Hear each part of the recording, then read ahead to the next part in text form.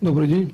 В данной лекции по моей системе спасения гармоничного развития в части структуризации сознания по предотвращению возможной глобальной катастрофы я даю следующий принцип технологии.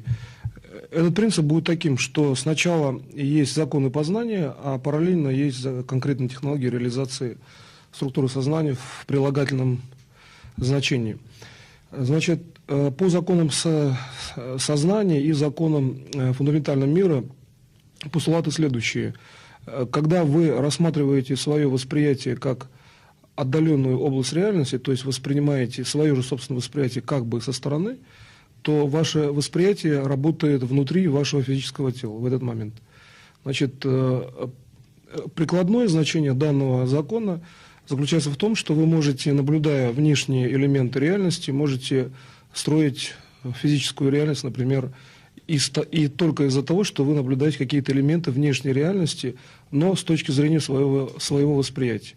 То есть, когда вы эту схему просмотрите детально, то там увидите, что эта технология несложная в плане алгоритма. Значит, здесь основная задача в усложнении, значит, заключается в том, чтобы понятие усложнения не было воспроизведено вами самостоятельно. То есть, если вы смотрите на внешнюю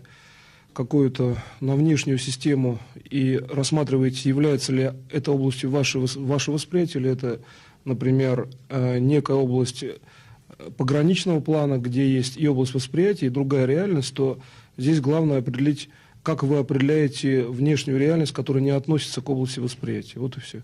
Если вы, например, это не усложняете, то эта технология приводит конкретно к тому, что, значит, вы, фиксируя в какой-либо области внешнего элемента реальности свои задачи, причем это можно делать вот в данной технологии с произвольной области, если вы знаете предварительно закон управления, значит, задача, например, регенерации тела или задача макроспасения, то вы получаете управление безусловное, то есть на основе одновременного уровня работы сознания, души, духа и других систем вашей информации.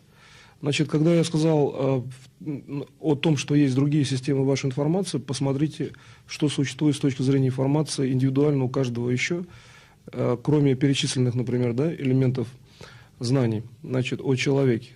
И при этом выделите, что является вашим индивидуальным, а что, например, есть обобщенное. Когда вы будете выделять эту структуру, то вы рассмотрите такой элемент, значит, развития вашего сознания, что вы будете иметь сразу же понимание, почему технология управления через внешний элемент реальности, который, например, называется элементом восприятия, является технологией макроспасения. Значит, здесь, когда вы посмотрите совокупность этих вопросов, значит, которые сейчас я сформулировал в данной лекции, вы увидите, что, вообще говоря, вопросы формируются из определенного стационарного источника, значит, который является именно объединением таких понятий, как, например, дух, душа, сознание и другие элементы личности. Постарайтесь этот источник геометрически выделить возле своего физического тела. Когда вы его выделите, вы можете увидеть, в принципе, всю клеточную систему, например, собственного организма в связи с внешними элементами реальности, и при этом таким образом, что там точка макроспасения, она существует очень устойчиво и стационарно.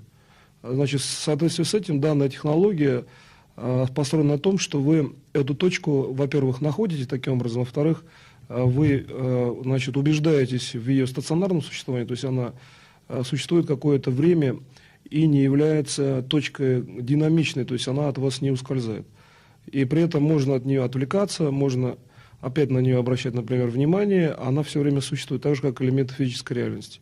Следовательно, вот сейчас я ввел понятие такого плана, что элементы скрытой реальности, информационной реальности существуют так же однотипно, как элементы физической реальности, с точки зрения устойчивости развития по системе макроспасения. Это является характерным признаком вашего познания, если вы поставили цель, значит, именно в данный момент, например, реализовать эту систему. Тогда вот нахождение таких устойчивых точек обозначает как раз то, что вы движетесь правильно, то есть вы можете, значит, эти точки находить, ну, не только, например, в одной области, о которой я сейчас сказал, можете также самостоятельно выделять какие-то законы познания и также строить устойчивые формы. Значит, в случае построения самостоятельных форм будете здесь внимательнее, по возможности формы, которые вы построите, значит, ну, как бы проверяете на элементах той реальности, ну, значит, которой вы управляете. То есть, по возможности, новые формы, кроме тех, которые я сказал, вы их адаптируете к реальности. И вот здесь вот есть следующий элемент в системе саморазвития, по моей методологии. Это уже следующая часть лекции, самовосстановление через структуру собственного сознания и общее и всеобщее гармоничное управление, что законы адаптации, которые существуют в сознании, это в том числе и законы, распространяемые на ваше будущее воспроизводство. То есть будущее можно рассмотреть как адаптированную форму вашего текущего развития. И в соответствии с этим будущее можно изучать как бы наоборот. То есть если вы знаете, что, например, в текущей реальности вы имеете, ну, достаточно системный уровень взглядов и достаточно характерные какие-то специфические элементы поведения, то, рассмотрев, значит, будущее как систему адаптации, значит, или к вашему поведению, или к вашим системным реакциям, или же закон адаптации всеобщих связей, будущее становится очень контролируемым. То есть изменение точки зрения, то есть фактически изменение парадигмы решает вопрос управления в данном случае. От себя причем. То есть речь идет о том, что речь идет, значит, о восстановлении себя, включая всеобщее гармоническое развитие, где, естественно, отсутствует понятие возможной глобальной катастрофы.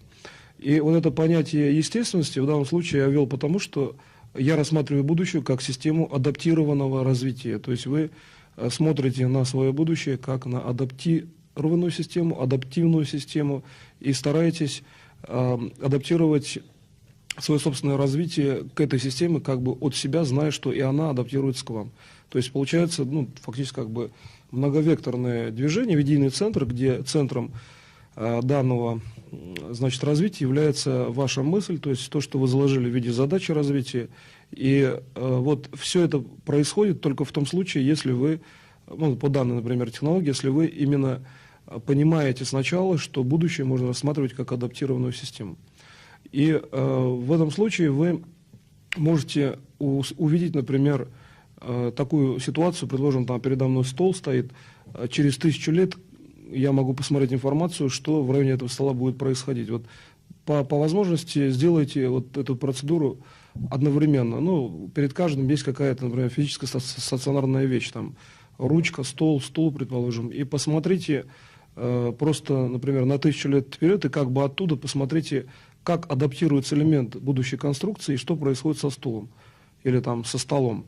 В данном случае будущее как адаптированная система выражается в том, что вы видите развитие данного предмета с точки зрения, ну, в принципе, для стола во многом близким к бесконечности будущим процессам. Например, если стол находится в среде, например, где есть окисление или там влага, если стол находится в какой-то герметичной среде, то 1000 лет для него не является, например, уровнем каким-то очень длительным, он может сохраняться, может быть, и десятки тысяч лет.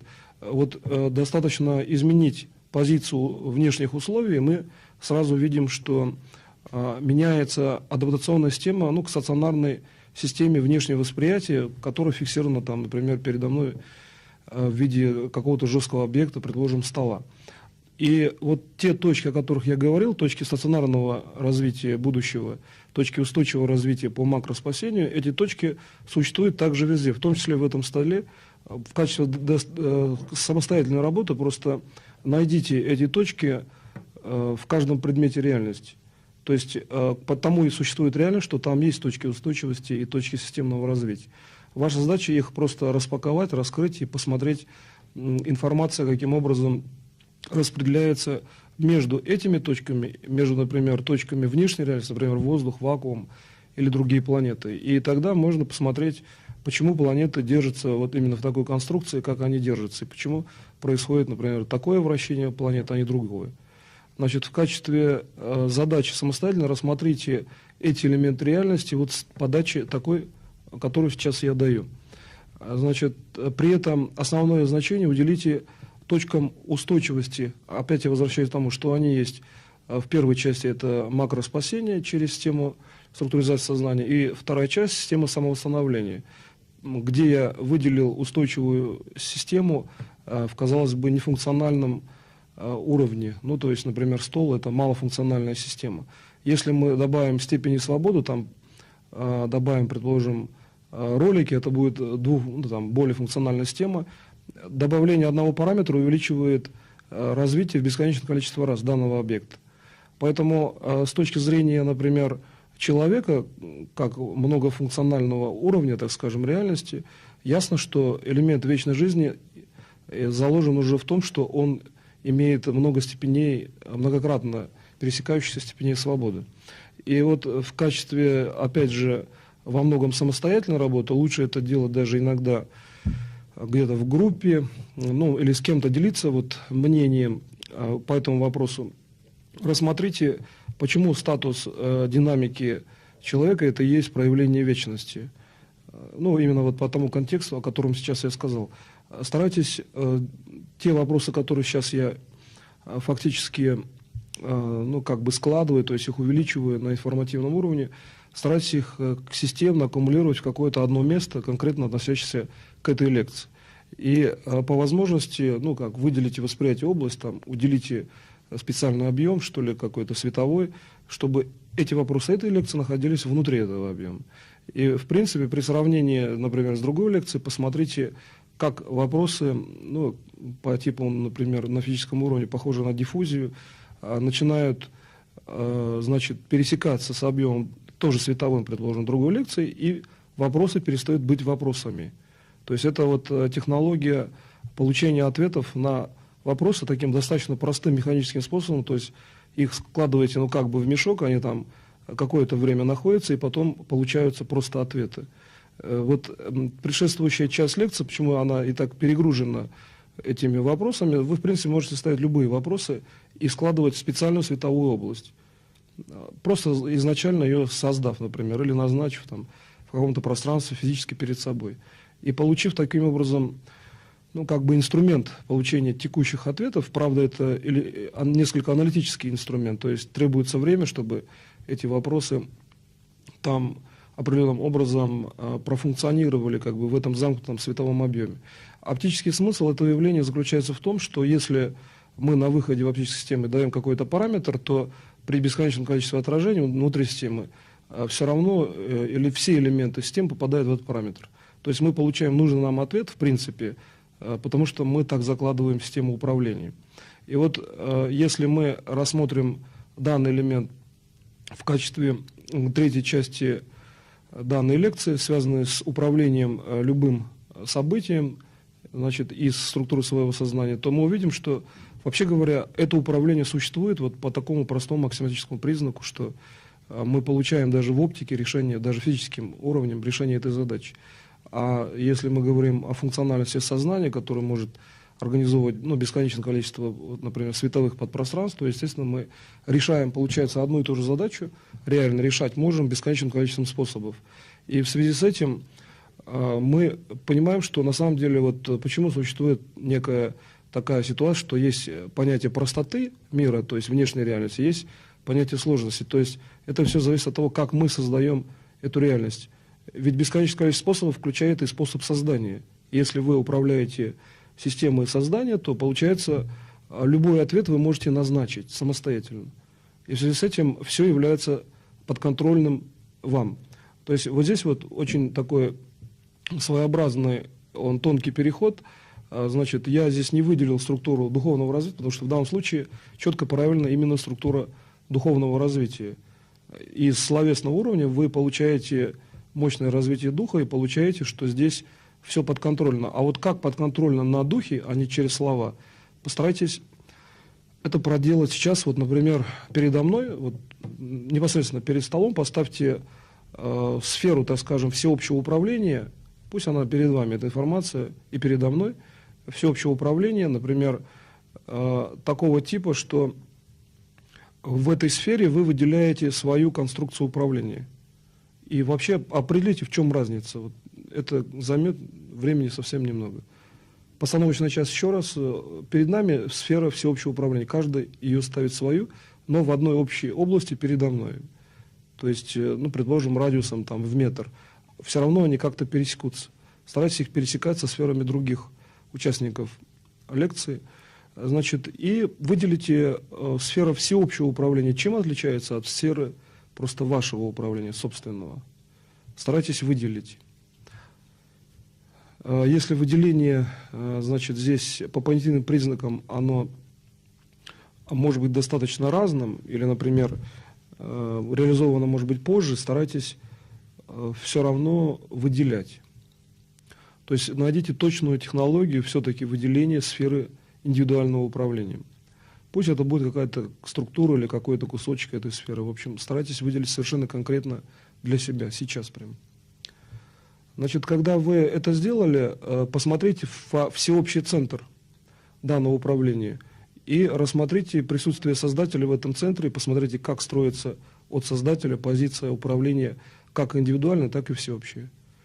Одно дело выделили и назначили вы, другое дело посмотрите, как это делается в центре этой сферы от создателя.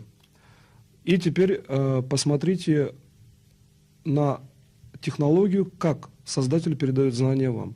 То есть прямо посмотрите, ну, как бы внутрь себя, это уже прямая работа души. Вот сейчас начинается прямая работа души, она происходит на уровне восприятия души. Обратите внимание, что восприятие души – это специальная характеристика, формирующая в том числе какие-то эталонные структуры сознания. И вот здесь вот я уже перехожу, в принципе, на такой вот скорости речевой высокой. Старайтесь, хотя я говорю быстро, двигаться параллельно вот в плане мышления. Значит, здесь мы получаем, что вот эти канонические структуры сознания, которые существуют в душе, они присутствуют обязательно во всех элементах событий, потому что события, управляемые из души, причем все, вот это сфера всеобщего управления. И в связи с этим, когда мы рассматриваем, например, будущие события, то мы можем видеть, предположим, прошлые события как отражение будущих событий, например, предположим, в текущем времени, или отражение будущих событий в вашем восприятии. Значит, в связи с этим постарайтесь вот эту формулировку запомнить точнее, что может быть различное отражение, например, именно информации будущего, и постараться найти связь прошлого, например, со сферой будущего управления через текущую координату, например, вот через систему вашего тела или систему вашей реакции. То есть найдите эти связи и постарайтесь, причем делайте это сейчас в реальном времени, и постарайтесь рассмотреть в сфере всеобщего управления, где часть соответствующей будущей информации, а где часть соответствующей, например, информации прошлого. Это делать достаточно просто, кстати, на уровне просто восприятия, достаточно просто полагать, что такая-то часть сферы – это прошлое, а будущее либо вы видите, как оно начинает организовываться, либо вы его назначаете вот в данной ситуации. Таким образом, вот в этой части лекции я привел к тому, что будущее начинает расти, вот, например, в этой части, где вы ставили сферу макро или всеобщего управления, прямо перед вами начинает расти в виде определенных форм. Ну, предположим, в некоторых системах познания это были разные виды форм. Другое дело, что вы должны выделить собственную форму сейчас, собственную форму роста будущего. Прямо передо мной, вот где вы ставили сферу всеобщего управления и выделяли индивидуальную сферу. И когда вы сейчас смотрите, как начинает расти информация будущего, вы посмотрите на вашем восприятии, как выглядит, опять же, ваша собственная позиция с точки зрения этого роста, как ваша информация развивается там. И при этом постарайтесь выделить свой собственный образ. Причем выделить так, чтобы он был совершенно автономен, то есть не пересекался с какими-то другими элементами реальности в данной области. Так же, как вы, когда в зеркало смотрите, вы можете видеть только себя. Здесь то же самое, надо выделить вот этот элемент, лично себя. Значит, теперь посмотрите, когда вы это выделили, посмотрите вокруг, значит, более внимательно. Вот вы выделили лично себя, а вот тогда где находятся другие в одном месте? То есть это место, в принципе, одно. А если вы выделили себя вот в этом центре, в вашем восприятии, где находятся тогда другие? Значит, в данном случае вы приходите к тому, что вы определяете место расположения других. Там, например, это могут быть люди, это могут быть предметы, вообще как бы все элементы реальности.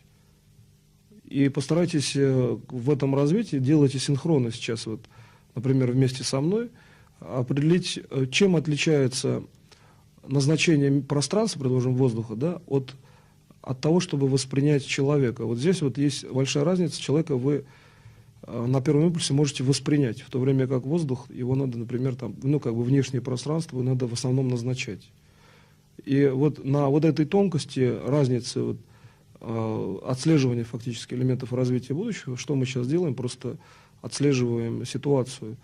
Мы получаем, что элементы управления, которые могут происходить из вашего сознания и попадать в любую точку пространства-времени, они построены, ну, в принципе, как бы по двупараметрическому признаку, где один признак – это, например, индивидуальная характеристика, а второй признак – это внешняя характеристика. И вот в качестве самостоятельной работы вы по возможности сейчас, значит, возьмите и найдите сейчас связи, которые существуют между признаком вашим как бы собственным и признаком любым другим. И посмотрите, как ваш собственный признак, вообще говоря, строит всю внешнюю реальность. Просто сейчас понаблюдайте на уровне своего сознания, какие при этом возникают мысли, какие образы. Любой образ – это есть информация, любая мысль – это в данном случае информация, которая соответствует данному развитию. Это займет немного времени, а я пока понаблюдаю.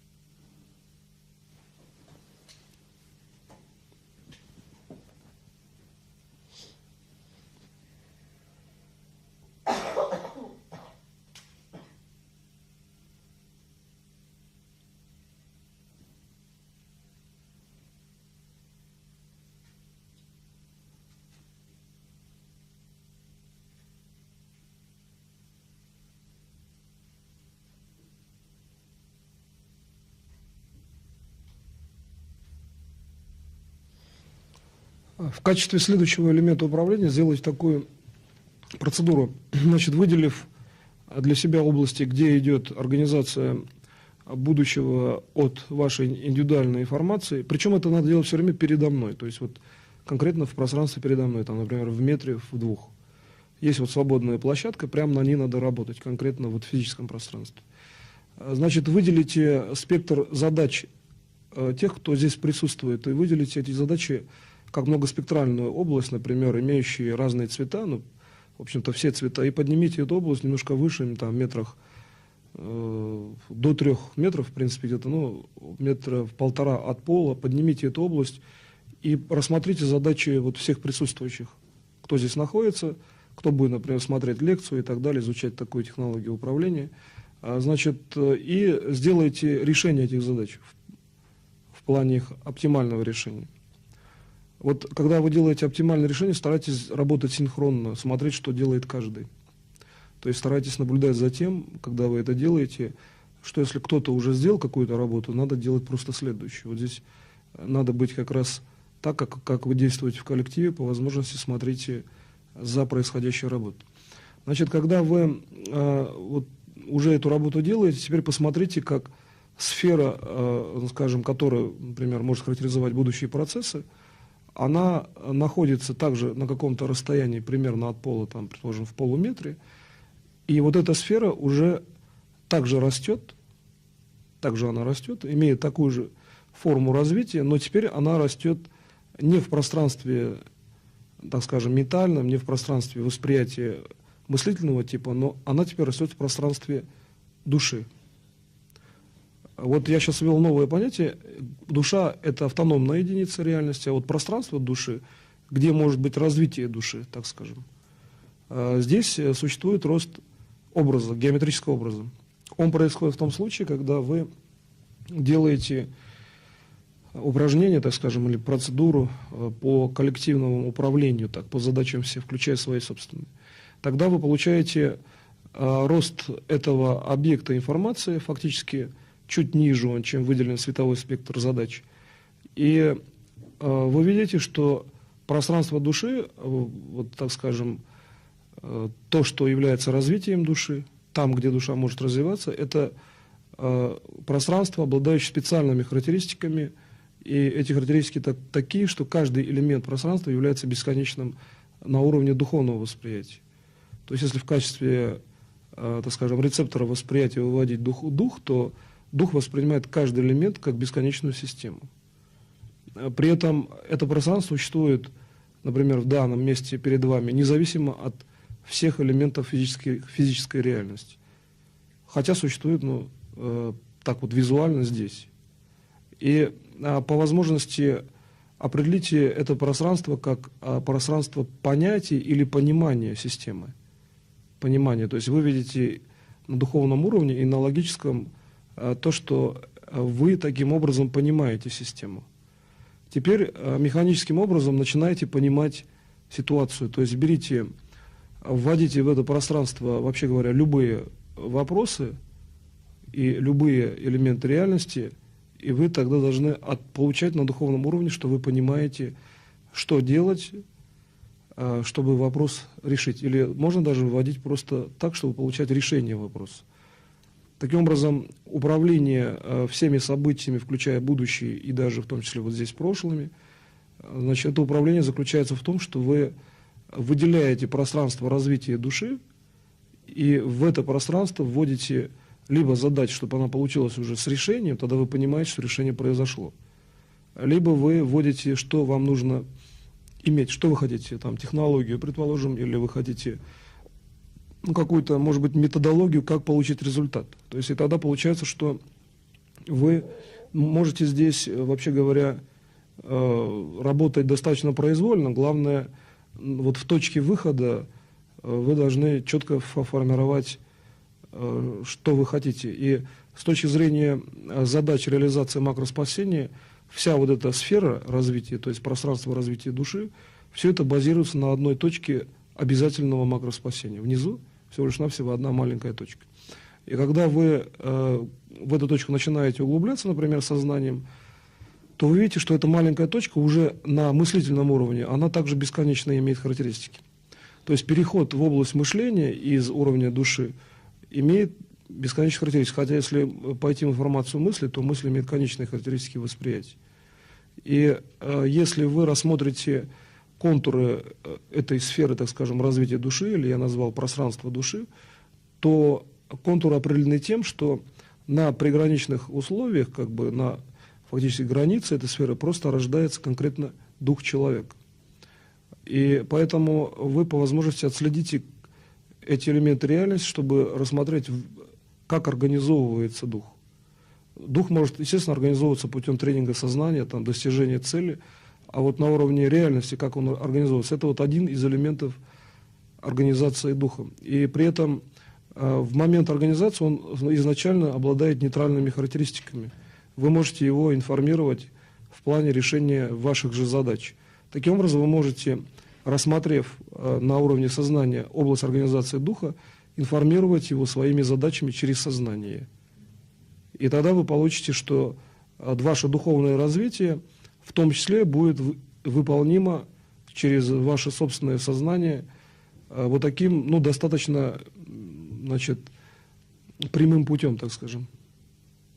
Значит, тогда вы можете целевым образом формировать конструкцию духовного развития, а конструктивно духовного развития, значит, настолько, так скажем, много в плане информативного воплощения, что это можно формировать бесконечное количество вариантов духовного развития.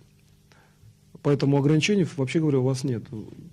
Значит, все там предшествующее развитие или будущее, это никак не может быть преуменьшено от того, что вы будете таким методом формировать в себе следующие элементы реальности. В данном случае вы просто можете технически точно и однозначно сформировать собственную духовную структуру, которая будет способна осуществить макроспасение, даже если вы там, например, спите, то есть если вы не делаете активных каких-либо элементов управления, то вот эта вот система формирования духовного управления, она во многих случаях и работает, вообще говоря, как единственная система дистантного управления. То есть обратите внимание, что есть элементы управления, которые в данном случае реализованы как единственные с точки зрения макродоступа и доступа прямого от вашего сознания. И по возможности определите для себя, что вы видите как систему единственного доступа, предположим, иначе нельзя сделать. А что, например, вы видите как возможность, например, сделать каким-то другим путем. И за счет сравнения этих технологий посмотрите, как развивается общественное сознание. То есть принцип развития общественного сознания всего лишь навсего рассмотрите в том, что значит, является системой уникального, то есть вашего личного доступа, и системой обобщенного доступа. Значит, посмотрите, как развивается общественное сознание, введете управляющие характеристики по макроспасению и, значит, будете заниматься в данной технологии прямого доступа формированием общественного сознания за счет этой техники, его выявления или характеристик его развития, вот, например, на духовном уровне. Тогда, введя уровень макроспасения, вы получите совершенно реальную технологию доступа к любым событиям только за счет сознания окружающих людей. При этом, когда вы будете, например, делать такое упражнение в плане управления, вы, во-первых, восстанавливаете этих людей, во-вторых, по многоспектральной задаче решаете их задачи, например, тех, кто еще не освоил технологии по, предположим, регенерации, то есть оздоравливаете, и в-третьих, вы делаете управление такое, которое обучает других.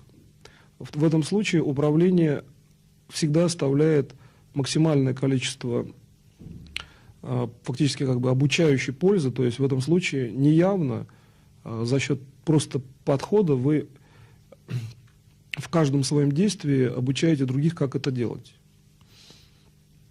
И в качестве самостоятельной работы по возможности найдите самостоятельно каждую технологию, значит, чтобы когда вы работали, где-то вы оставляете информацию для других, как это делать.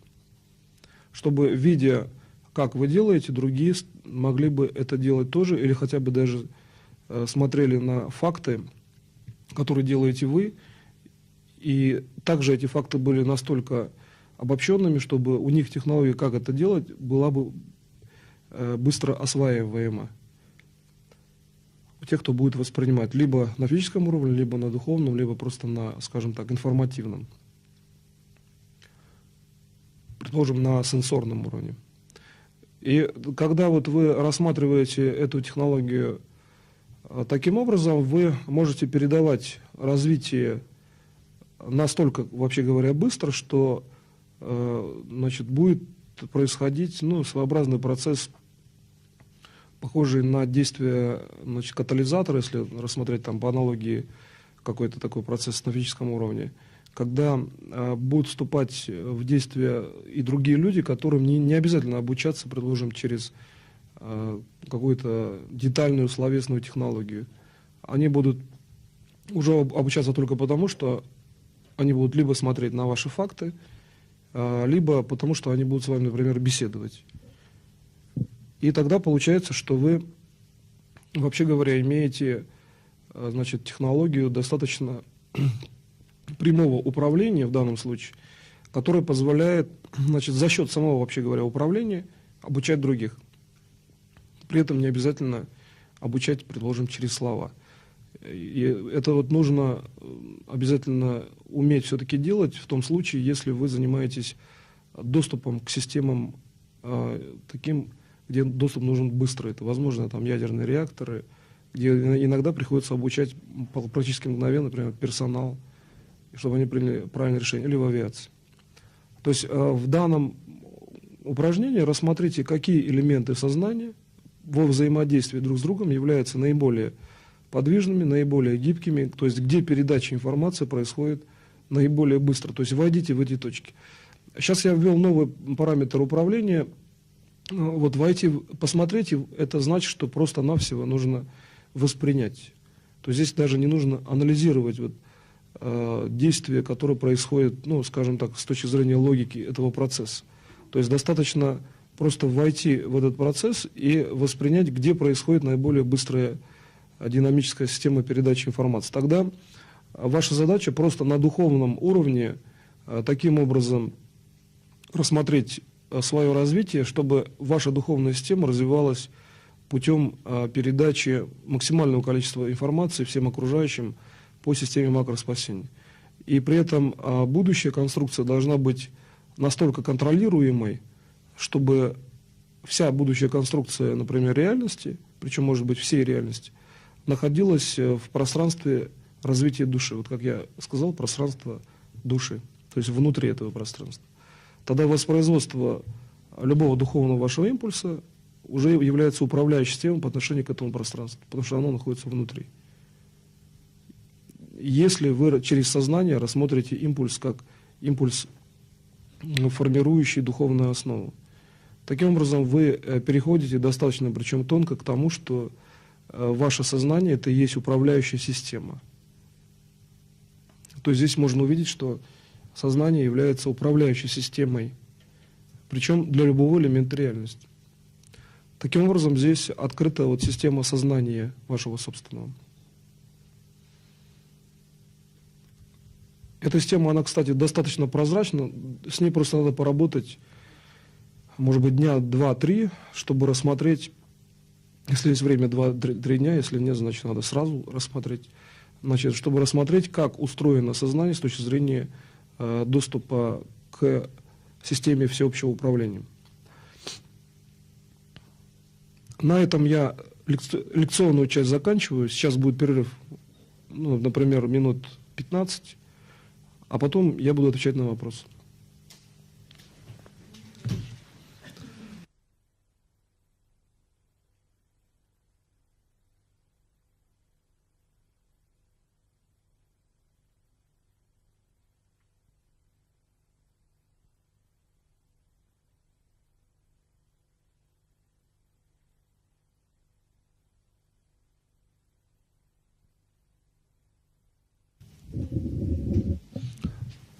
Так, сейчас следующая часть, так скажем, встречи будет, значит, она посвящена тому, что я буду отвечать на вопросы, которые здесь, и плюс те вопросы, которые у меня еще из тех лекций приходят.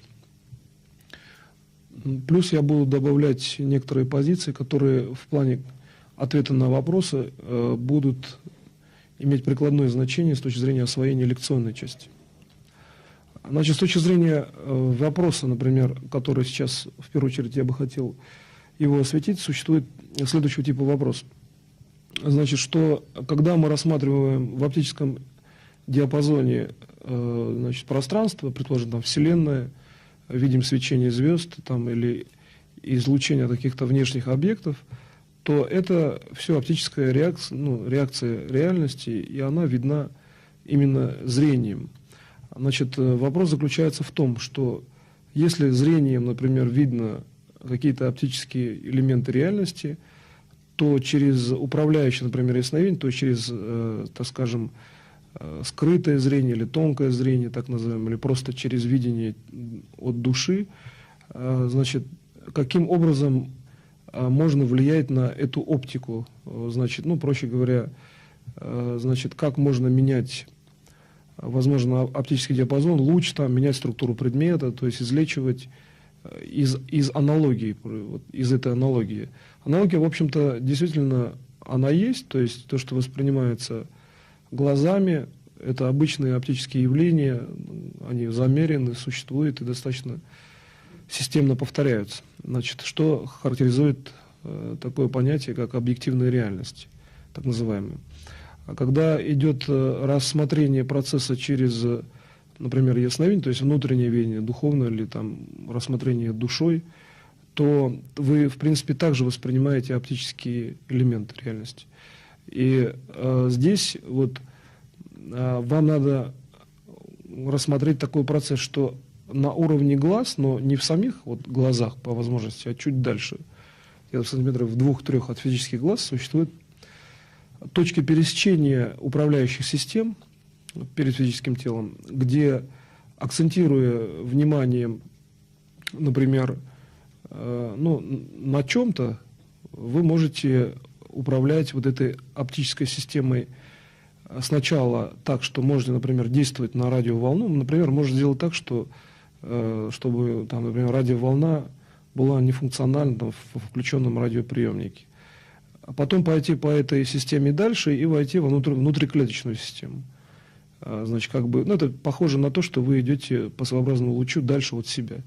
Дальше возникает система клеток, в принципе, те же оптические элементы реальности. И вот внутри клетки, то есть там, где ядро, например, атома, как бы в самом уровне известной физической реальности, в самом таком фундаментальном, изначальном уровне, рассмотрите единую систему организации вещества.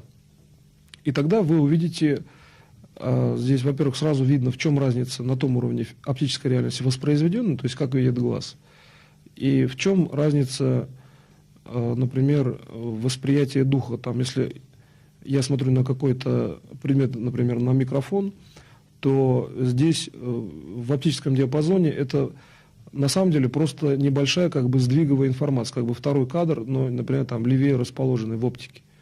Если я подвинул микрофон рукой, то сработала система, в принципе, также оптических связей на уровне организации, значит, ткани, и тогда получается, что в принципе вот система организации через сознание, вот понятие устойчивых этих точек, которые были в этих элементах в этой лекции, значит, эта система заключается в том, что сознание, вообще говоря, организовывает всю локальную реальность, по крайней мере, сначала сразу. То есть все, что вокруг происходит, это также элемент сознания, например, вашей клетки. Получается, вот сейчас я объяснил такую позицию, что в принципе существенной разницы для сознания нет.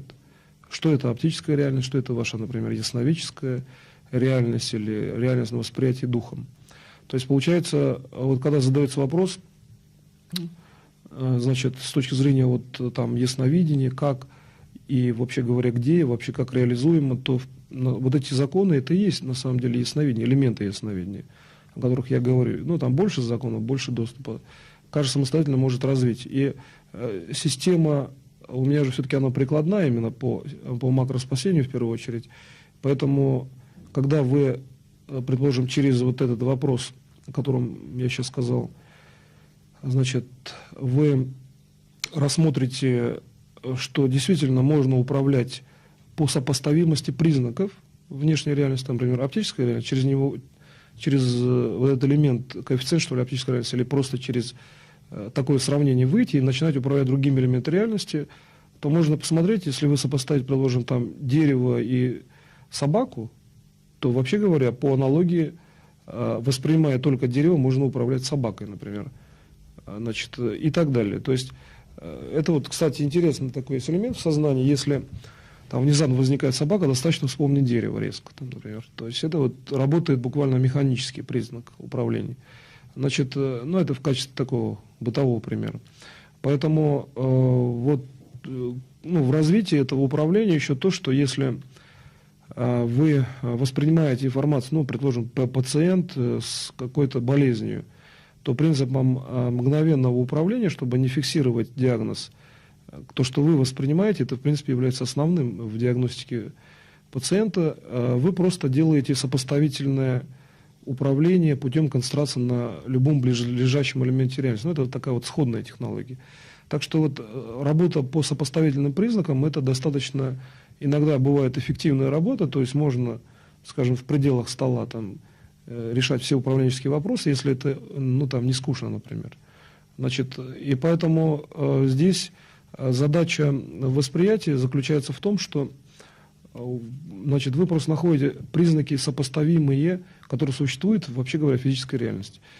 Другой вопрос, если вы начинаете думать, а почему существует оптическая реальность, это другая система управления, это через систему познания. Можно ее применить, тогда у вас будет, так скажем, две фокусировки, что ли, в одном управляющем импульсе, но здесь тогда лучше отдавать приоритет в системе значит, познания все-таки, чем в системе, например, сопоставительного управления. Вот здесь будьте внимательны, я специально привел этот пример. Вот узловая точка этого примера заключается в том, что часто нужно давать приоритеты в управляющих системах, и в данном случае это отдать надо приоритет именно системе познания. То есть можно задаться вопросом, а вообще как, ну, как бы висит этот оптический луч, где он находится, какие критерии его существования, и тогда уже управление у вас будет за счет познания элементом реальности. Значит, то есть вот в этой системе, когда вы сравниваете на уровне физического органа, например, глаза, надо включать систему познания. Если вы работаете на духовных характеристиках, сравнивая там духовно определенные, то есть изначально вами определенные системы, тогда можно управлять путем просто концентрации внимания проще и быстрее. То есть здесь вот постарайтесь выбирать систему доступа, потому что если вы работаете одновременно, вы иногда можете замедлять процесс управления. И здесь это, в принципе, видно сразу вам будет, что убыстряет управление, что делает его, например, более фундаментальным. Значит, вот это такой вопрос. Значит, и еще один вопрос. Значит, если существует, значит, ну, такое, скажем, понятие для восприятия, как внешняя реальность, то где граница, например, этой внешней реальности с точки зрения восприятия и, так скажем, ну, там, внутренняя реальность восприятия или, там, предположим, какой-то другой реальности, вот понятие граничных условий, как мы объективизируем, вот, что мы выделяем, например, в своем восприятии. Дело в том, что, чтобы выделить, это есть специальный, ну, так скажем, понятийный аппарат, что, введя какое-то понятие, мы его все равно объективизируем. То есть первый механизм очень простой. Мы просто вводим какие-то понятия и объективизируем тем, что мы же сами ввели. И тогда работа в дальнейшем, она очень проста, она заключается в работе со своими собственными понятиями. Но эта же работа универсальна, со своими понятиями вы можете делать все, что хотите, вы же их ввели. Значит, тогда получается, что, значит, это работа от вас. Да? Второй вариант, вы имеете некие внешние понятия, например, существуют какие-то конструкции, ну, как бы внешние, которые существуют, ну, как будто бы независимо от того, что вот вы, например, хотите что-то ускорить там, или что-то замедлить, а эти внешние конструкции якобы существуют. Почему это происходит, да, в вашем восприятии? Например, вы идете там по улице, видите, ну, стоит дом, а вы возле него проходите, то есть стена, ну, как бы движется возле вас, получается, в отношении ваших глаз, например. Просто будьте внимательнее с тонкостями, ну, как бы, с теми вариантами, что ли, которые являются все-таки тонкими для восприятия. Они вроде бы обычные, но обычная система восприятия – это система устойчивости развития, на самом деле. Повторяющая система – это система устойчивости развития. Так вот, то, что движется извне, формирует как бы межграничный элемент восприятия, и хотя вы на сознании знаете, что движетесь вы, для глаз, ну, все-таки перемещается, например, дом, да? Эффект поезда такой, средней школы вариант. То есть, если вы, например, берете и ставите задачу одновременно понять, как происходит ваше движение и перемещение дома, не считая, что движетесь вы, например, да, то вы начинаете овладевать элементами телепортации тогда. Это вот обычный телепортационный рычаг. То есть вот этот механизм – это обычный телепортационный рычаг. То есть там достаточно всего лишь навсего определить координаты доступа, куда вы хотите. Например, просто посмотрите мою собственную практику. Я все время при диагнозе самолета, там много километров пути, вот я пользовался такими элементами рычага всего лишь навсего, ну, то, чтобы сокращать расстояние, для того, чтобы там, ну, успевать, предложим, да, к этим самолетам. Значит, таким образом, что я использовал просто движущиеся элементы воздуха. Причем я их выделял за счет ясновидения. То есть не то, что я их там глазами видел. И, значит, на двух элементах получалось элемент точного доступа. Чем разреженнее среда, чем точнее доступ. То есть и тем вы, ну, как бы менее, что ли, заметно там бросаетесь в глаза окружающим при телепортационных системах там перемещений. То есть есть такие трассирующие системы, которые, в общем-то, никого не утомляют, и их сложно иногда отделить от обычной системы перемещений.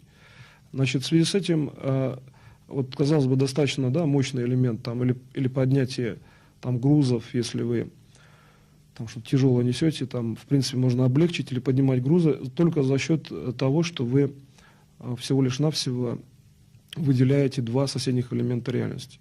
Значит, вот в качестве самостоятельной работы, вот в этом ответе по возможности вы выделите, значит, систему доступа по объективным параметрам. То есть этот ответ, который я сейчас дал, он, ну, во многом я его сделал таким, что он как бы, ну, в принципе, по многим параметрам не стыкуется. По тематике, например, с лекцией там, в первой части. Найдите параметрические связи, то есть как связать все-таки лекцию с этим ответом. Если, например, прослушать, например, на диктофоне или посмотреть там видеозапись, то вот этот ответ, он, ну, например, выражен в виде какой-то цилиндрической формы. Можно связать так, что просто механически войти в центр этого цилиндра и понять суть, как эта суть очень точно стыкуется с лекционным материалом. Но вот где эта стыковка происходит, надо это найти. То есть задача этого уровня технологий заключается в том, чтобы найти понятные для вас системы в любых, казалось бы, даже разноименных или совершенно противоположных по смыслу системах. Вот я вводил в лекции, что вы понимаете, когда вы вводите в пространство, значит, развитие души, какое-либо понятие, вы просто понимаете, но вы можете ввести противоположные понятия, вообще противоположные, и все равно понимать их одновременно и одинаково. То есть вот я этот ответ, ну, так вот своеобразно привел, чтобы вы имели одновременное и одинаковое понимание на духовном уровне, в принципе, самых различных, самых, может быть, противоположных по смыслу, по объемам элементов информации. Таким образом, вы формируете такое духовное состояние, которое решает, вообще говоря, любые вопросы, независимо от того, ну, какие вопросы вам встречаются. И вот тогда возникает элемент спокойствия, то есть элемент спокойного фактически развития. Значит, и вот это спокойствие, это и есть многоуправляющая область. Например, в Древней Греции спокойствие это соотносилось с системой бесконечного уровня управления, например, в любую единицу времени. Ну, как бы так вот вычислялось примерно. Значит, и поэтому вот если вы соотнесете вот эти параметры с теми, которые вот у вас есть, вы увидите, что спокойствие – это как раз-таки возможность осуществить управление по бесконечному уровню внешних источников, то есть внешних, ну, как бы возможных элементов применения управления. Значит, вопрос следующий. Как работать со спинным мозгом, спинномозговой жидкостью, с головным мозгом, с нервной системой? Но с точки зрения сегодняшней лекции, например, вот работать со спинным мозгом можно следующим образом. Значит, в пространство развития души ввести достаточно одну клетку там мозга, причем созданного, предположим, самостоятельно, и посмотреть, как этот вариант, значит, клетки начнет развиваться в этом пространстве. Как только, значит, начнется развитие, обычно это происходит, вообще говоря, сразу, там нет замедления. Если это происходит медленно, тогда вы отнесите сознание процесс немножко в минус в прошлое и создайте элемент предшествующей истории развития этой клетки. Тогда вы получите уже ускорение по времени до нужного вам элемента, когда проявится первая форма развития этой клетки. Дальше просто-навсего усилием сознания перенесите, ну, вот эту вот развивающуюся форму, перенесите просто на уровень, значит, там, где уже развивается дух, где уже есть элементы развитого сознания. И вы получите уже норму физической ткани. То есть понятие работы с спинным мозгом – это получать, например, норму по системе спасения. Это значит, что в мозг должна быть заложена информация, где событийная конструкция позволяла человеку реально спастись, там, например, от макрокатастроф, вообще от любого уровня возможных проблем, таких, ну, как бы чрезмерно проблемного уровня, и заложить элемент развития данного человека. То есть понятие данной работы включает в себе всю атрибутику макроспасения. И если это делать вот через систему, например, которая предложена мной в сегодняшней лекции, то тогда это выглядит именно вот так, что вы переносите развивающий сегмент в уровень, например, мыслительного процесса, где сознание уже развито. И просто перенос, даже дальше ничего и делать не надо, он отдает уже управляющий элемент. Все. Вот обратите внимание, в управлении много элементов, ну, как бы не закончено. То есть достаточно что-то взять и куда-то перенести, и больше делать ничего не надо. То есть не надо куда-то еще двигать. Вот это вот отсутствие как бы следующего элемента развития, некое такое механическое прекращение дальнейших действий, заключается в том, что чтобы проделать элемент, надо знать такое количество элементов по законам познания, которые уже срабатывают на управлении. Но в данном случае они делаются, как бы, безусловно, через значит, такие вот своеобразные механические перемещения в оптических системах. Поэтому я часто уравниваю систему концентрации, например, и систему развития по законам сознания, по законам фундаментальной реальности, потому что мне главное достичь управления по макроспасению. А как оно достигнуто? Либо разовой концентрацией, либо там знанием организации Вселенной, там, за считанные секунды, например, да? Это одинаково для управления. Но здесь вот я вам показал, где эти элементы пересекаются. То есть почему я сказал, просто перенесите в область мышления и все, потому что дальше работают уже как бы в обратном оптическом свечении, вы высвечиваете область. Если с точки зрения оптики, это объясняется очень просто. Вы высвечиваете область траектории, а траектория светит на вас и, в общем-то, и дает управление. Вот и все. А сама траектория – это свод законов своеобразный. Поэтому, значит, когда вы управляете, обязательно отслеживайте, значит, где управление все-таки закончилось. И либо вы применяете следующий элемент, да, или вы отслеживаете как бы реакцию этого элемента до управляющей системы, там, если она в будущем. Есть критерии, кстати. Критерии, например, в данной лекционной сегодняшней методологии есть критерии отслеживания, значит, ну, как бы законченности элемента. В данном случае критериальным является то, что элементы духа, которые рождаются на поверхности, значит, пространства души, пространства развития души, и это часто повторяю одновременно, посмотрите почему. Значит, вот эти элементы рождающегося, так скажем, духа становятся на какое-то время более статичными. То есть так он, если вы проводите элемент, и все время идет некое движение вокруг, ну, своеобразное, ну, скажем так, выглядит как пар, да, например, какой-то вот такие серебристо-белые элементы возле этого контура, например, сферы. Когда вы сделали элемент, есть элемент фиксации. Значит, элемент прошел. Либо вы его контролируете, пока он не реализуется, либо вы вводите новый элемент тогда. Когда элемент прошел, вы смотрите в будущее, смотрите, как он реализован в будущем. Можно не ждать, а сразу увидеть, что происходит, и тогда действовать, да, следующий элемент добавлять, предположим. Значит, следующая часть вопроса. Значит, если работать со спинномозговой жидкостью, например, ну, работа в данном случае, вот здесь написано достаточно своеобразно, то есть как работать со спинным мозгом, со спинномозговой жидкостью. Дело в том, что вот то, что я сказал, с точки зрения русского языка, например, работа со спинным мозгом, это вот эта технология. А спинномозговая жидкость, да, хотя как бы анатомически мы можем рассмотреть один и тот же сегмент там в теле, в данном случае здесь мы рассматриваем все-таки элемент, где присутствует понятие жидкости, это макрообъем. То есть спинной мозг в информации – это сжатая система, жидкость подразумевает в информации наличие, что относится к жидкости, ну, например, океан. Да? Значит, получается, что управление со спинномозговой жидкостью в связи с этим, вот можно сразу понять, почему управление другое, если мы по-другому формулируем вопрос. Значит, здесь изначально исходит из того, что если жидкости очень много, значит управление внешнее. То есть внутри оно может не поместиться, да, по признаку там, большой массы. Тогда ясно, что управление внешнее, и в соответствии с этим это управление таково, что вы просто-навсего, значит, ну, делаете такой элемент, рассматриваете все внешнее пространство, и все это внешнее пространство, ну, фактически должно быть таким, чтобы внутри пространства отражался тот элемент рождающегося духа, который находится, значит, над сферой пространства развития души.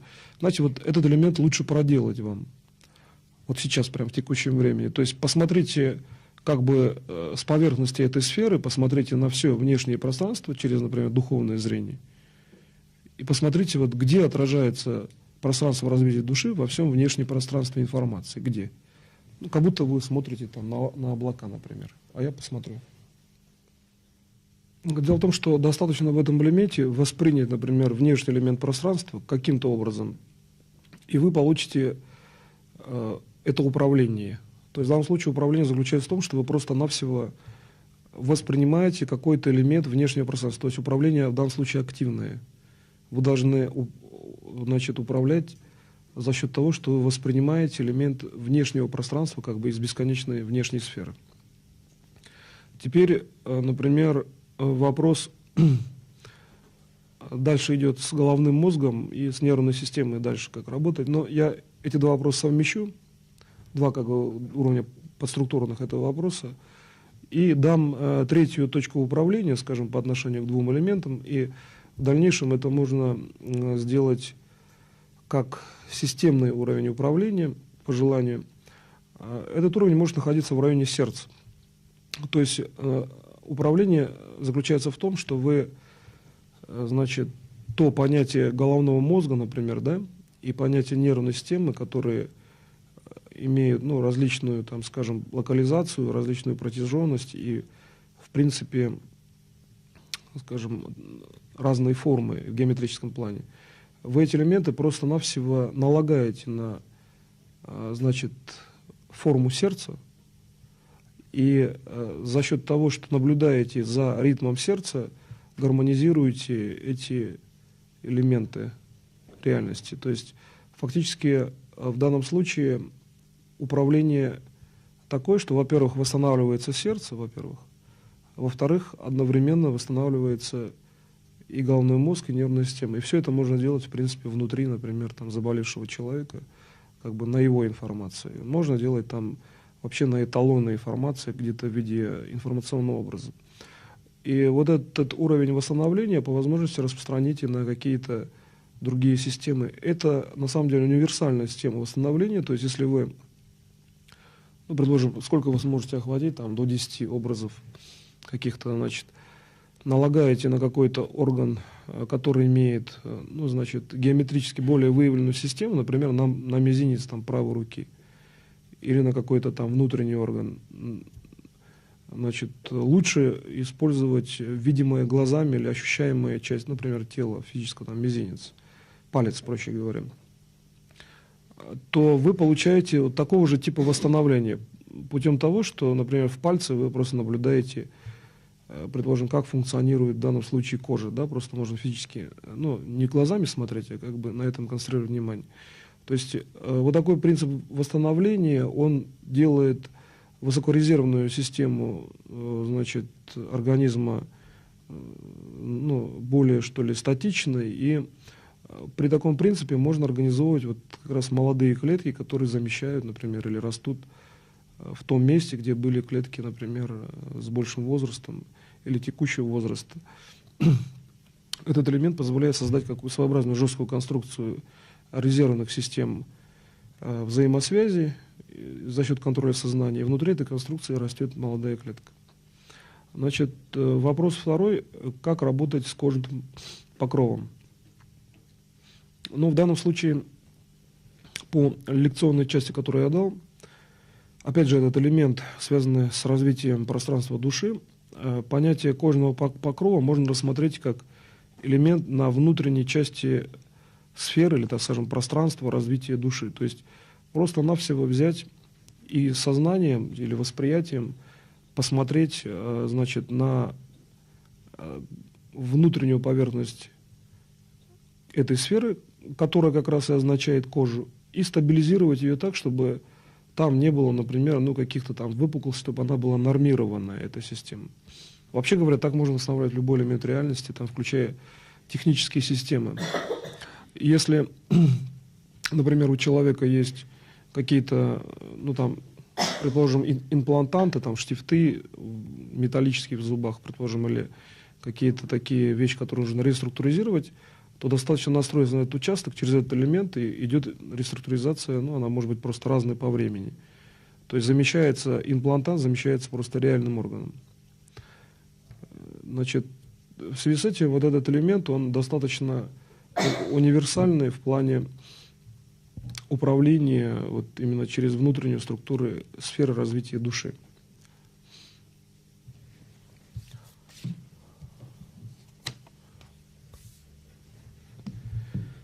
Так, теперь, значит, как помочь от алкоголизма, например. В данной технологии помощь от алкоголизма заключается в том, что вы, значит, структурируете, то есть фиксируете две точки вокруг сферы развития души.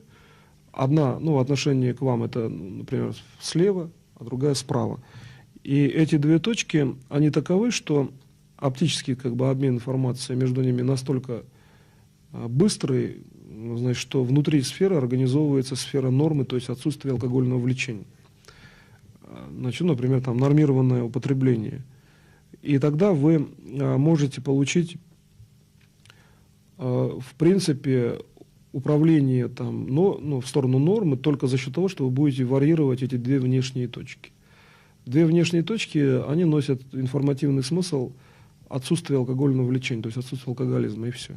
И путем движения этих точек вокруг этой сферы, там, взаимного движения, но по возможности, чтобы они были противоположны друг другу через центр, например, сферы, но не внутри сферы они находятся, а вне этой сферы, вы получаете управление и избавляете от алкогольной зависимости.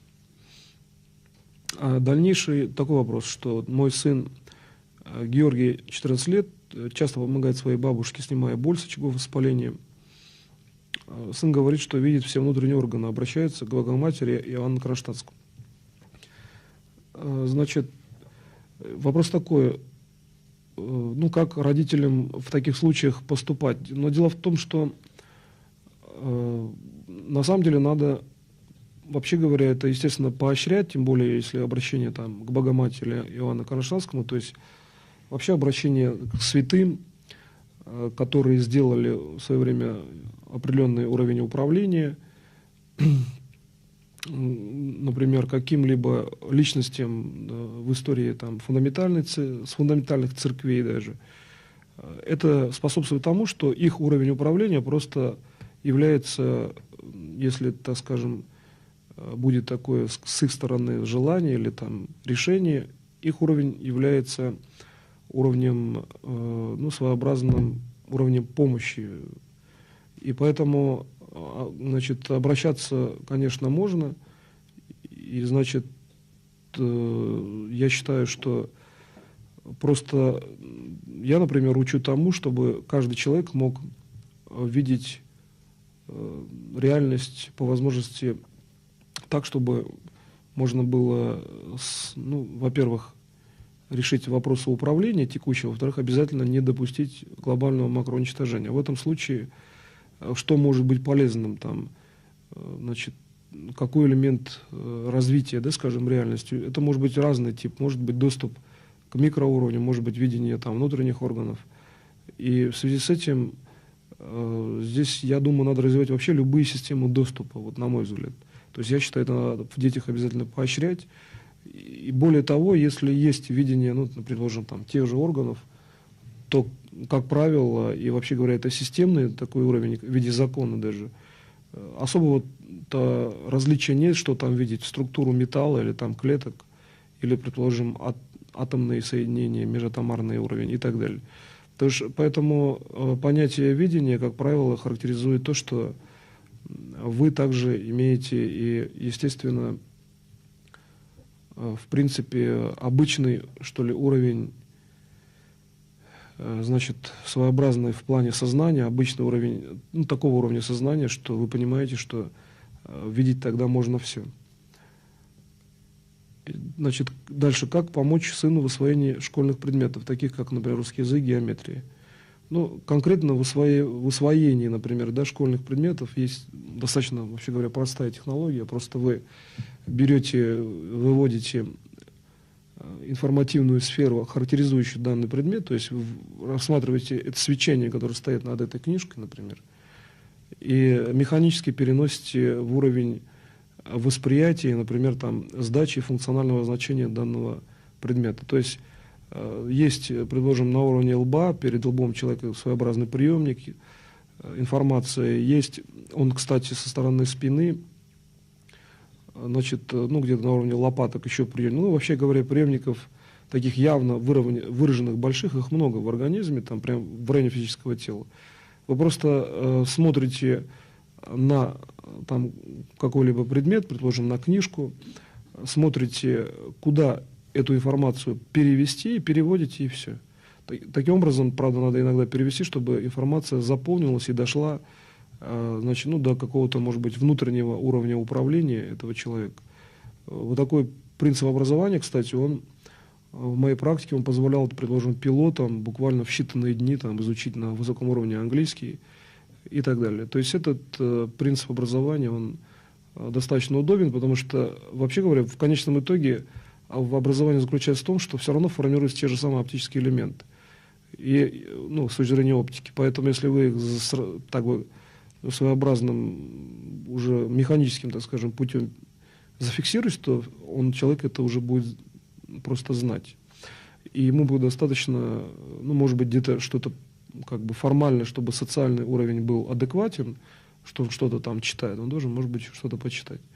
Поэтому, значит, это вот распространяется на все уровни освоения предметов. Вообще говоря, во всех случаях это действует, не обязательно там только школьный предмет.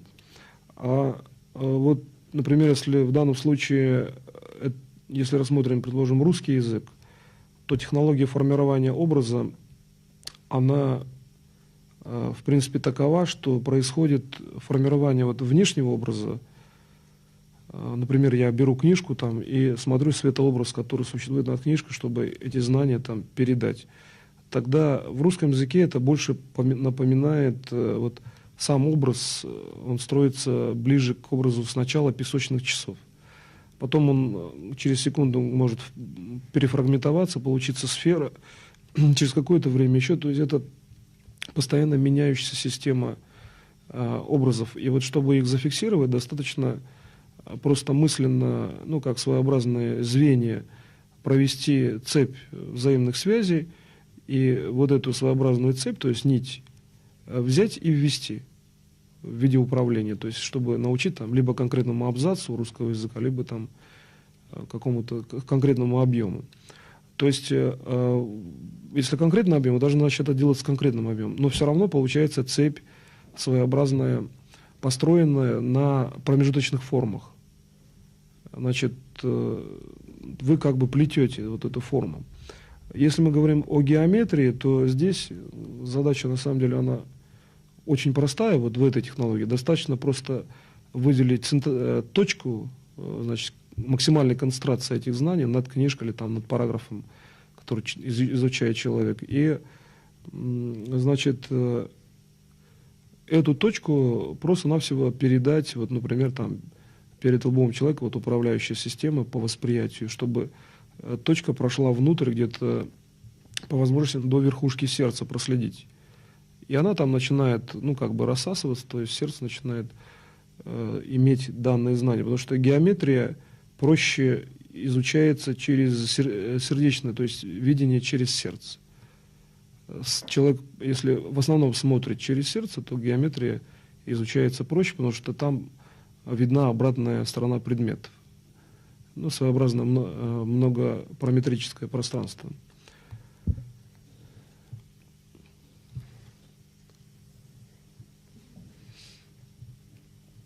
Значит, здесь вот есть такой вопрос, что на информационном плане со мной общался Георгий Дмитриевич, и, значит, я дал, значит, на информации,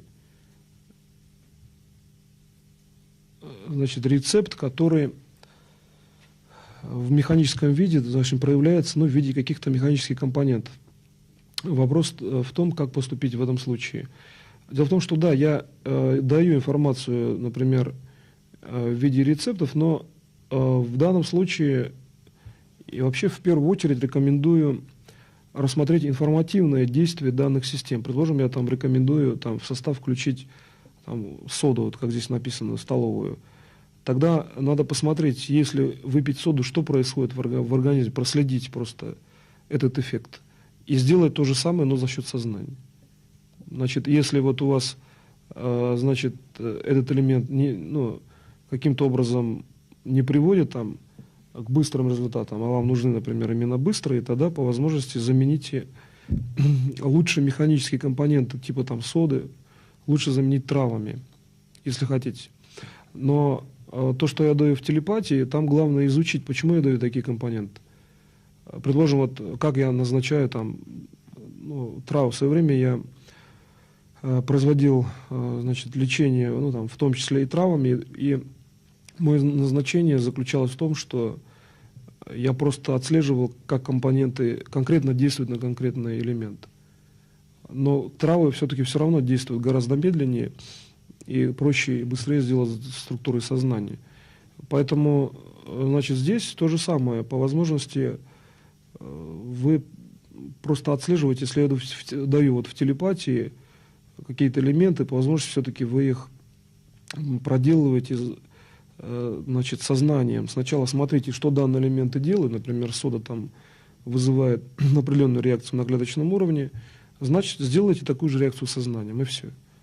Значит, и если уж вы, например, считаете, что все-таки надо применить, там, предположим, какие-то материальные субстраты, лучше тогда перевести на травы. Потому что компоненты такого механического плана во многом тоже просто сода, предположим, столовая, пищевая, это, ну, как правило, такой элемент, который в основном я даю для того, чтобы характеризовать сам процесс вот, локально четко обозначенным. В связи с этим любая информация, которая поступает, предположим, значит, в виде каких-то рецептов, все-таки должна переводиться на уровень управления через сознание. Или, если это я даю часто в телепатии на травы, вообще говоря, то надо переводить функцию травы, но по возможности данную траву все-таки не употреблять. Значит, но уже как бы в таком случае, если вы хотите просто пощупать, если у вас есть время, ну тогда выпейте, там, предложите эту траву там, и проследите, как она работает. Все равно трава работает медленнее. Хотя с травами, в принципе, можно излечивать там определенный ряд заболеваний. Вообще говоря, по моей практике, значит, травы действуют, ну, позитивно на определенные вещи, но, во-первых, при задаче управления вы действуете все равно сами, даете ускорение травам все равно. А во-вторых, здесь возникает как такой вот достаточно важный момент в плане, вообще говоря, полного контроля за ситуацией.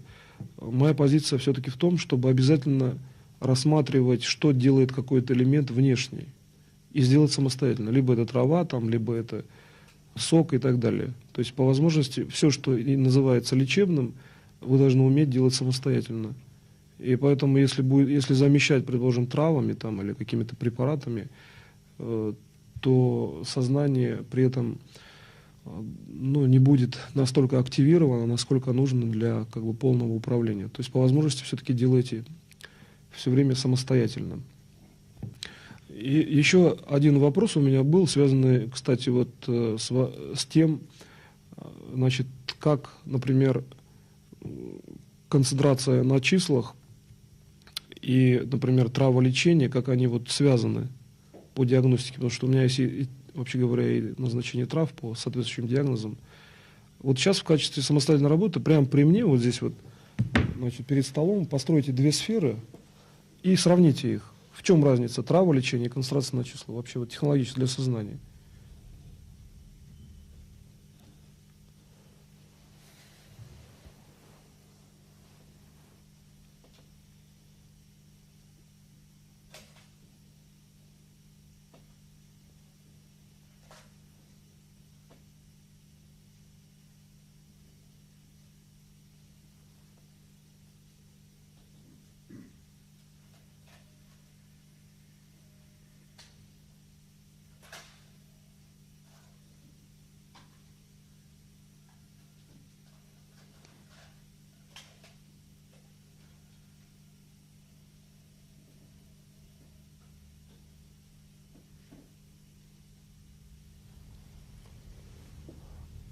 конкретно еще сейчас задание следующее. Например, возьмите траву, там зверобой, значит, трава бессмертника, потом давайте возьмите еще третий компонент, тысячелистник. Из 3 компонентов получите число просто. То есть информацию о этих трав так соединить, чтобы получить конкретное число в том же месте, где находится информация этих 3 трав. Получили число, теперь, значит, ввели, например, ну, вот модельный уровень организма перед вами находится, предположим, там из каталога. Ввели, значит, и посмотрели действие трав и действие числа, и посмотрите, что это одинаково и где это одинаково. То есть как ввести информацию трав, чтобы получить такой же эффект, или как ввести число в организм, чтобы получить адекватный эффект.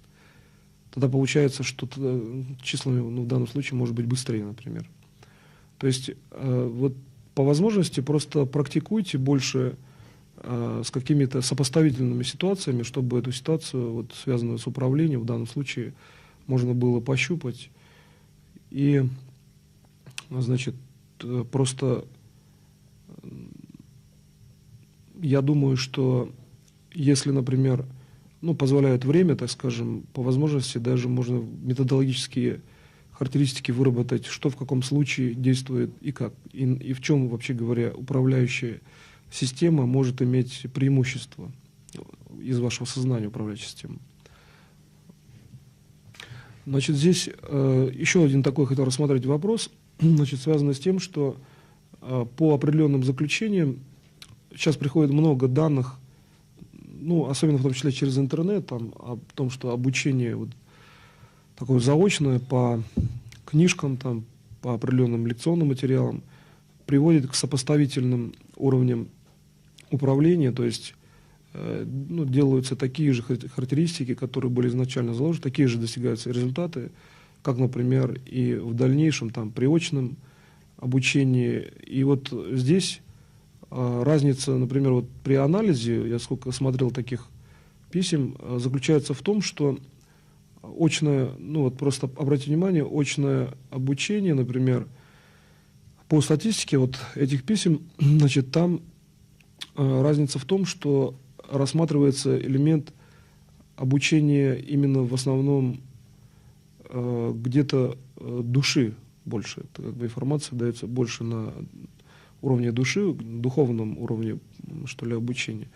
И вот здесь вот, когда вы делаете управление в качестве, значит, развития вечного, рассматриваете это, ну, в том числе как основной элемент передачи знаний, но при этом делаете такое управление, когда вот вы развиваетесь, что обучение через, там, например, лекции или как-то заочно, оно сопоставимо, там, адекватно и не менее, ну, скажем так, что ли, значительно в плане действия. То есть не всегда можно обучить там очно каждого, но старайтесь такой принцип вводить, вот как я объяснил, вот понятие общественного сознания, коллективного сознания, вводить принцип, чтобы вот принцип духовного обучения как бы от души был введен в ваше мышление, в ваши слова, и вы бы могли передавать сопоставимо.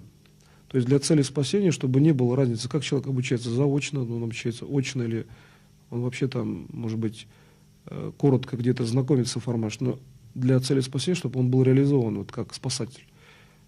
Значит, вот просто я вам привел, ну, своеобразный анализ очного, так скажем, заочного или обучения по методикам. Старайтесь, вот сообща, мы сейчас с вами давайте сделаем управление, чтобы передача информации была адекватная. То есть обучение должно быть по точности такое, что либо очное, либо заочное, но чтобы оно позволяло спастись обязательно. То есть вот вы сейчас прям это делаете, управление передо мной. То есть как, вообще не только обучение, просто передача знаний. То есть сейчас вот передавайте так знания, чтобы любыми путями к тем, кому это нужно, это знание в любом случае доходило, и чтобы они все равно спасали, ну, во-первых, там, от возможной макрокатастрофы, да, во-вторых, создавали системное гармоничное развитие. В идеологии это вечную жизнь. То есть вот делайте это управление, делайте, опять же, физически передо мной. Делать передо мной значит концентрировать мышление передо мной и делать вот в этой области передо мной. в физическом пространстве.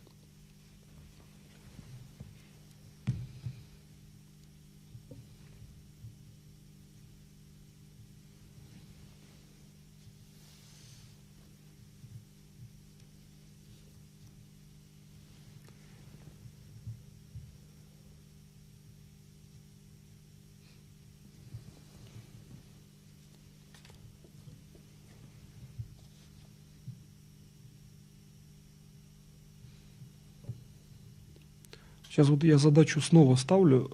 В принципе, я понимаю, сейчас вот это уже фактически окончание вот сегодняшней встречи. Все равно доведите импульс все. Вот каждый должен понять, что он довел эти знания до конкретного исполнителя, чтобы эту информацию вы поняли. А как понимать, я же объяснил, просто вводите в пространство формирования развития души, и оттуда просто вы просто как бы получаете информацию, что вы поняли, вы понимаете. И все, чтобы это вот сейчас в зале созрело. Значит, следующий вопрос. Какая структура человека может контролировать форму волевого импульса? Но дело в том, что понятие волевого импульса в данном случае я рассматриваю как просто управляющий, например, импульс, а понятие воли, ну, это, скажем так, информативно можно обозначить с точки зрения сегодняшней лекции как специальные параметры, значит, удерживающие данный импульс в конкретном целевом направлении, ну, какое-то длительное время. То есть воля – это значит активное действие по удержанию импульса. И поэтому, если мы говорим о том, какая структура человека может контролировать, например, то с точки зрения структуры человека контролировать, вообще говоря, волевой импульс можно просто поверхностью кожи, информативно. То есть достаточно то, о чем я сказал, как бы эту информацию надеть, например, на палец, да, и получается контроль. То есть почему, например, прикосновение к коже пальца, да, это рассматривалось как система там, как бы взаимоконтроля. Дело в том, что здесь, если мы имеем какой-то элемент такого плана, что мы хотим контролировать, то тогда мы должны ставить задачу такую, ну, во-первых-то, по сути-то контролировать можно от любого импульса за счет того, что сознание имеет бесконечное количество степеней свободы. Если вы хотите иметь статику, некую системную картину, то тогда вот, пожалуйста, можете просто эту информацию вывести, например, на палец, это и будет контроль. И, значит, концентрация на этом пальце или там форма этого импульса, значит, которая находится вокруг пальца, это и будет своеобразный контроль. Значит, дальше второй вопрос. Что можно сделать, если не восстанавливается сон? Что можно сделать, если не... Почему написано «не восстанавливает сон»? Да. Ну, вы знаете, я вот думаю, что здесь вот, если рассмотреть такое словосочетание, да, что не восстанавливается сон, сон считается восстановленным, если он восстанавливает, да, в общем-то. То есть нормальный сон, он должен считается, что восстанавливать. И получается, что понятие «не восстанавливает сон», ну, можно читать как в том числе «не восстанавливается сон» с точки зрения нормы. Значит, вот в понятии сна существуют вот такие вот взаимосвязанные системы. Если вы видите один сюжет сна, то второй, ну, как бы, сюжет, он, ну, внутренне как бы присутствует рядом, да, вот есть такое ощущение в период сна. И вот где этот второй сюжет, то есть второй смысл данной реальности, как минимум второй, там, третий, 10 и так далее, говорит о том, что вы находитесь в том уровне, где работает душа. И когда происходит работа души, вы имеете многосмысловую систему восприятия. Вот в данном случае, если вы на двух уровнях информации не восстанавливает сон, воспринимаете как не восстанавливается сон, то достаточно всего лишь навсего восстановить вообще информацию сна, и все. И тогда он будет восстанавливать как следствие. Значит, в качестве вот этого элемента надо просто выбрать именно лучше всего вот для сна вот такую достаточно тонкую, гибкую и подвижную конструкцию, что вы выводите этот элемент и, значит, именно так выводите, что считаете, что восстанавливает, заменяет на восстанавливается, и приводите в норму сна. При этом, я думаю, можно просто сделать еще дополнительно общее управление там на, значит, систему самовосстановления, потому что здесь, ну, понятие сна, значит, насколько он должен восстанавливать, бывает часто относительным, и есть смысл вот именно по данному вопросу еще восстановиться и восстановить, в общем-то, напрямую, без связи со сном.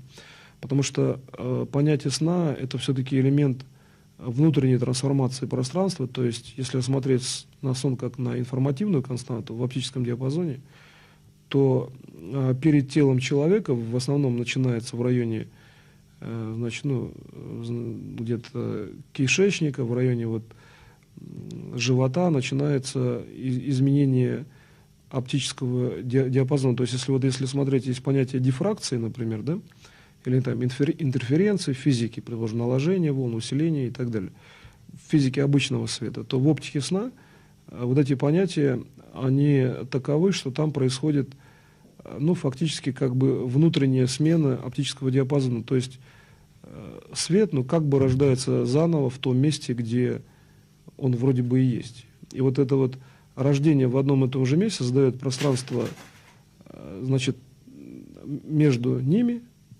И вот это вот пространство между двумя элементами света, это и есть информация сна,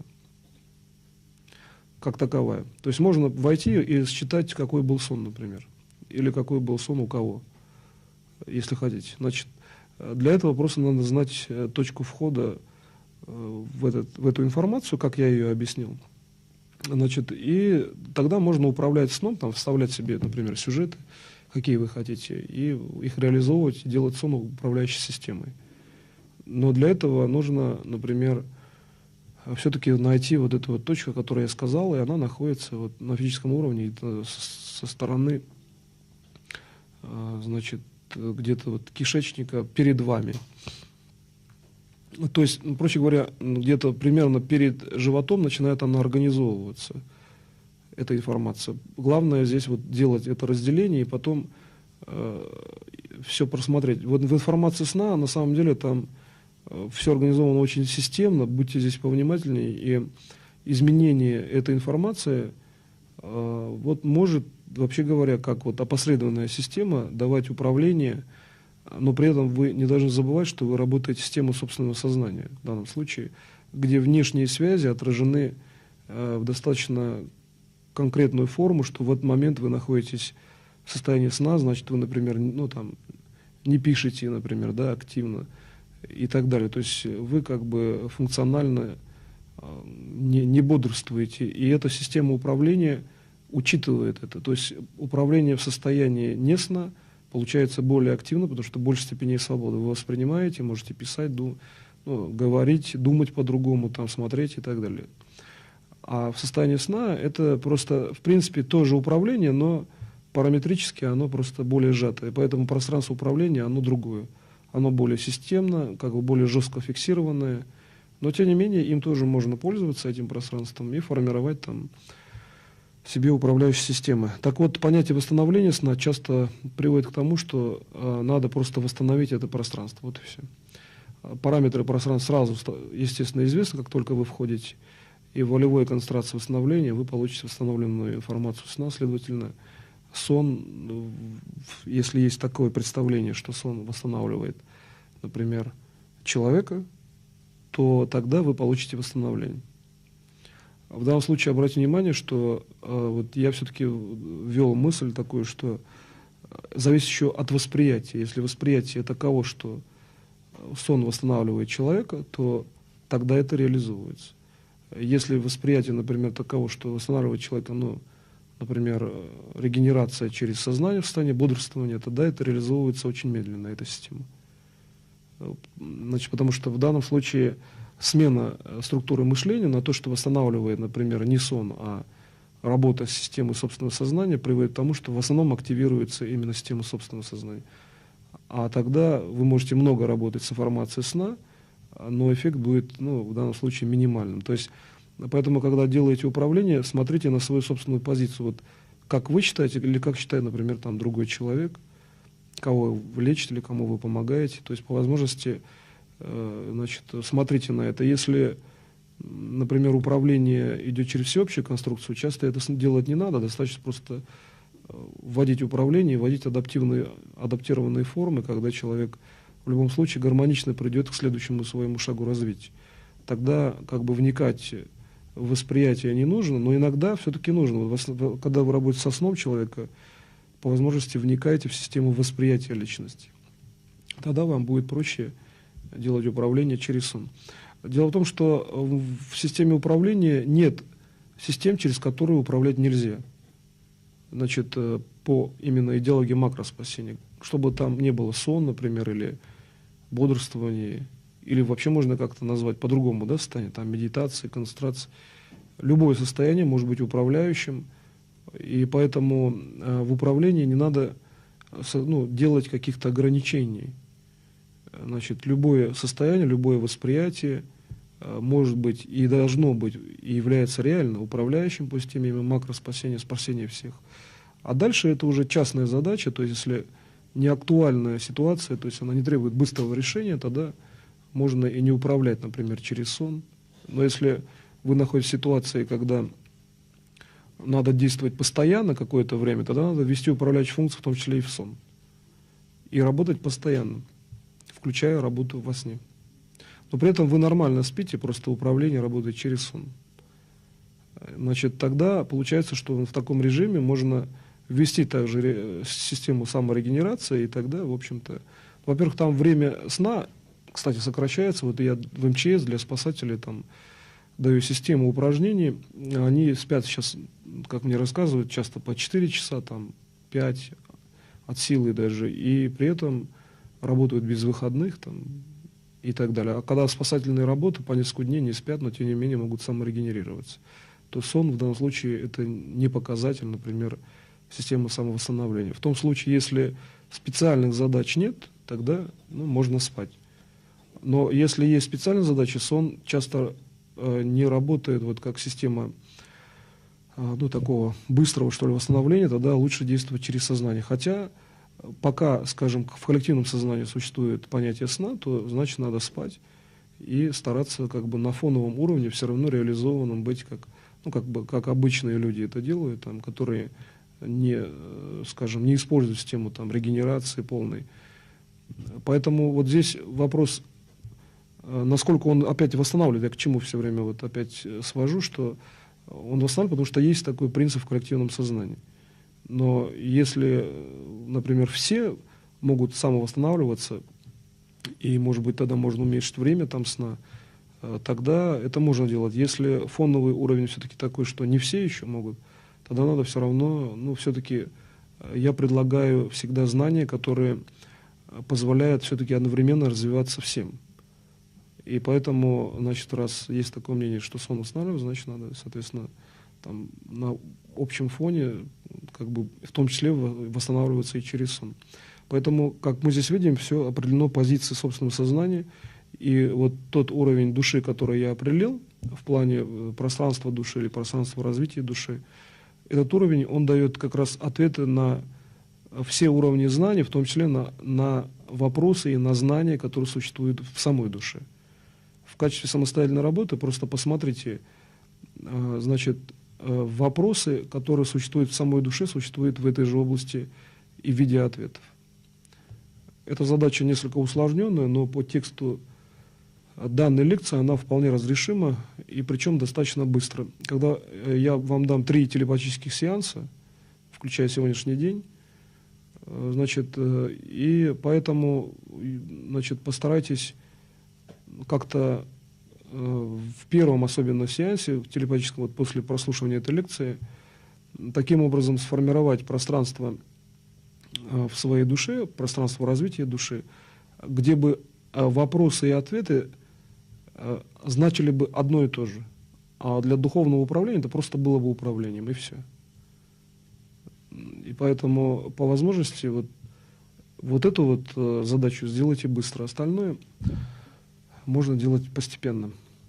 Значит, таким образом, я сегодняшнюю вот часть, скажем, лекционную и такой вот в виде вопроса-ответа, ну, проще говоря, как бы семинарскую часть закончил. И